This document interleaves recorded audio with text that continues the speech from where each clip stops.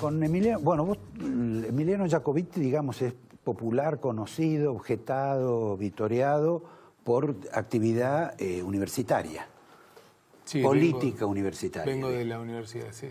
Bueno, estás también en la universidad. Sí, estoy ahora con un cargo docente en la universidad. Ahora, vos políticamente tenés referencias en Lustó, en el radicalismo, en Nosiglia, etcétera. ¿Qué le pasa a Jacobiti cuando viene el señor Macri y dice yo voy a ser el líder de ustedes?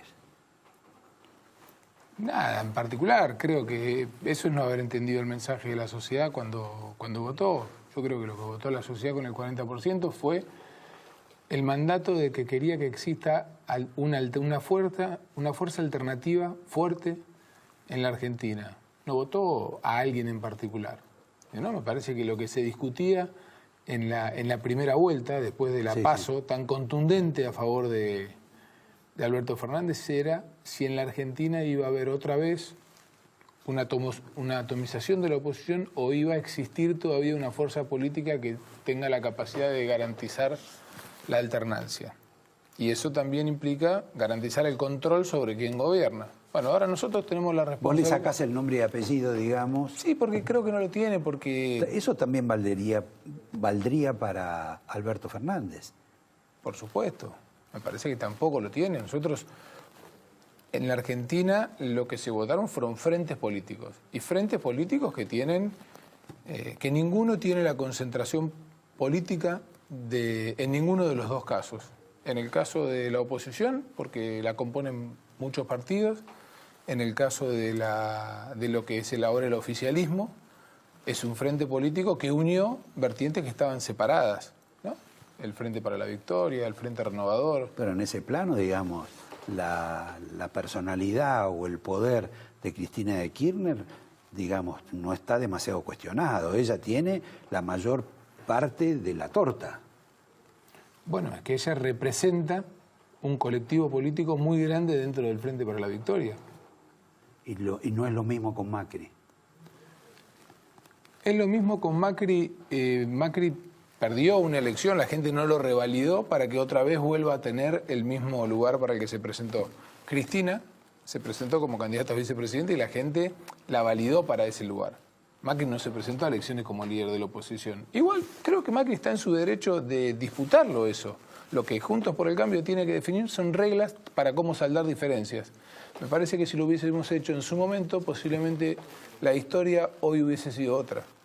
Ahora me explicás eso, pero también uno tiene la impresión de que la elección esta de Macri, de seguir, de pelear, de pujar, que nunca se le percibió antes, nunca se advirtió que tuviera tanta voluntad, digamos, de hegemonía política, que aparece ahora, es como también que aparece ahora porque tiene como una especie de cerco judicial.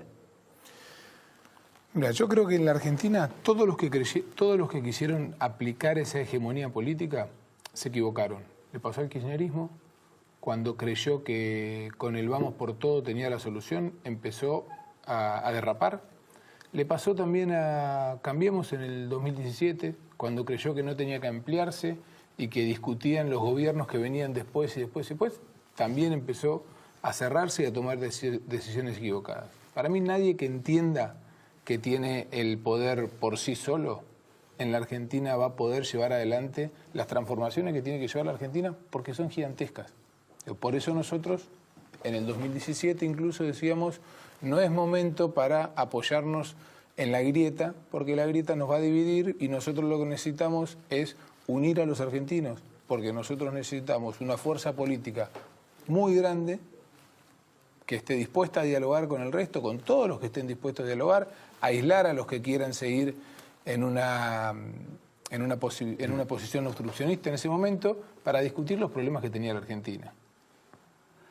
Ahora, esa experiencia, yo leía unas declaraciones de Storani diciendo que el radicalismo casi no participó de la coalición que gobernó con Macri. Parece medio irreverente. Yo creo que el radicalismo tendría que haber participado más y tendría que haber entendido que la forma de participar era desde las cámaras. El radicalismo tenía un poder muy importante, que era la cantidad, y tiene, que es la cantidad de diputados y senadores que tiene en las cámaras. Ahora están mejor desde posicionados. Ahí es de donde teníamos que hablar. Desde ahí es de donde el radicalismo tiene que hablar, y el radicalismo tiene que entender cómo funcionar en un frente político.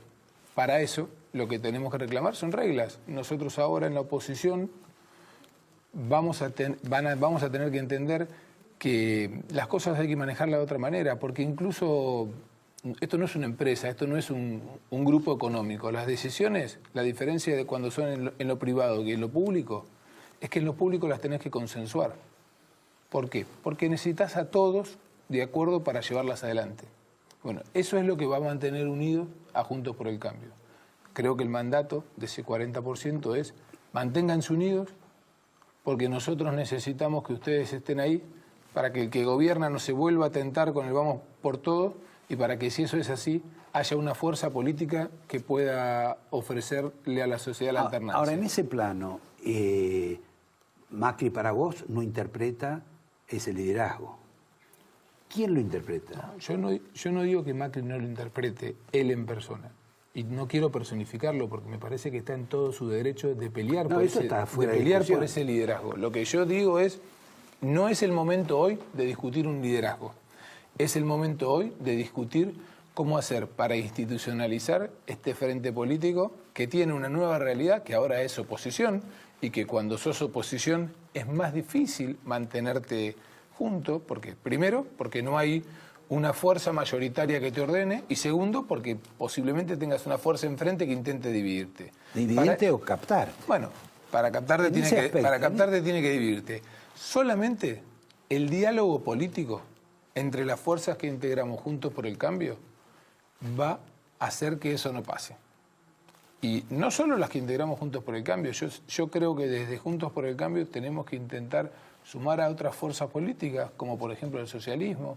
A veces doy el ejemplo de Pablo Hapkin de Santa Fe, que me parece que es una de las personas que hay que incorporar. También es el caso de Roy Cortina en la Capital Federal. Ahora, sin embargo, la incorporación más notable que tuvo Juntos por el Cambio, más significativa, inclusive hasta que le dio una coloratura, fue la de Pichetto, que no tiene mucho que ver con ese socialismo, me parece. Sí, yo creo que una de las más significativas fue el armado político de la Capital Federal, donde hiciste la mejor elección de la historia.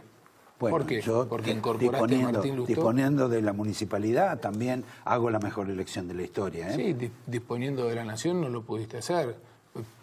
Eso es cierto, ¿no? Eso es rigurosamente cierto. Hubo oficialismo que perdieron, que no pudieron desde el Ejecutivo hacer la mejor elección en la historia. Pero hay una tecnología. Porque la ciudad también pagaba las consecuencias de formar parte de un frente político que llevaba adelante un proceso muy difícil en la Argentina, porque le había tocado heredar una situación muy difícil, mucho más difícil de lo que creía, y había subestimado esa realidad, y así todo apostaste a ampliarte todo lo posible. Y ampliarte de verdad, no ampliarte de la boca para afuera. También es cierto que vos en la ciudad tuviste una oposición, que fuimos nosotros, que en el 2015 disputamos, pero que disputamos con propuestas, que disputamos reconociendo lo que se hacía bien en la ciudad, pero enfocando hacia lo que se hacía mal, para decir, si hay una alternativa en la ciudad no hay que volver de cero, porque hay muchas cosas que se hicieron y están bien. Y por el otro lado tuviste al que ganó, que el día siguiente de ganar se puso a discutir desde la legislatura de la ciudad cuáles eran los proyectos que su oposición le había presentado, que valían las penas, y casi el 65% de los proyectos que nosotros habíamos presentado se llevaron adelante. Así todo después, primero definiste cuáles eran las reglas de juego. ¿Qué pasaba si había que competir? ¿Cuáles eran los pisos para competir? ¿Cuáles eran las condiciones de quienes se podían presentar? Recién después de eso, armaste tu frente político. En este caso te pusiste de acuerdo, pero pudiste tener una amplitud, como lo digo siempre porque estoy orgulloso, incluso más grande que el frente a nivel nacional. Bueno, eso la sociedad lo reconoció, por supuesto apoyado en una muy buena gestión. Pero seguramente si en este momento tan difícil hacía falta las dos cosas: una buena gestión económica y de la ciudad, y también una buena gestión política. Y creo que eso fue lo que mostró la ciudad de Buenos Aires. Ahora, en ese plano yo te presenté mal, porque vos me estás hablando muy bien de Horacio Rodríguez Larreta y yo creía que de un modo u otro te estabas empujando o acompañando a Lustó, lo que no quiere decir que se invalide uno con otro. No, bueno, pero, a ver, yo reconozco lo que la gente hace bien, o me parece que es una virtud reconocer lo que el otro hace bien. Cuando uno reclama algo, si el otro lo concede o se pone de acuerdo, me parece que hay que reconocerlo. Por supuesto. Así como creo que estuvo mal en el 2017 no apostar a ampliarse, y lo dijimos, en el 2019 logramos hacerlo en la Ciudad de Buenos Aires y me parece que valió la pena. En ese aspecto, para poner un nombre y apellido, vos cuestionás la forma no solo de Mauricio, sino de Marcos Peña, que manejó, digamos, un sistema más cerrado que el de ampliación. Digo, para que la gente un poco entienda mejor los términos y las palabras. ¿Estamos de acuerdo en eso? Sí, no solo fueron ellos, fueron los que llevaron todo el proceso político adelante. También para hacerlo tuvieron que tener complicidad por parte de un sector del radicalismo que prefería estar en la comodidad de estar cerca de la Casa Rosada a disputar ponemos los nombres y apellidos porque de los existan radicales, reglas. No, a mí no me gusta hablar con claro. nombre y apellido. Yo lo que digo es, nosotros en el 2015 ganamos la elección porque fuimos a paso, porque esa herramienta política nos permitió acomodar las diferencias y saldarlas y que la última palabra la tenga la gente. En el 2017 el espacio político se tentó en decir, no, bueno, acá hay una mesa que no solo integró el PRO, hay que decir las cosas como son, también la integraron algunos sectores de los otros partidos de la coalición que decían, nosotros somos los que definimos los candidatos, en tal distrito gana vos, tal distrito gano yo, entonces nos olvidamos de la gente que para opinar. Bueno, ese proyecto fracasó.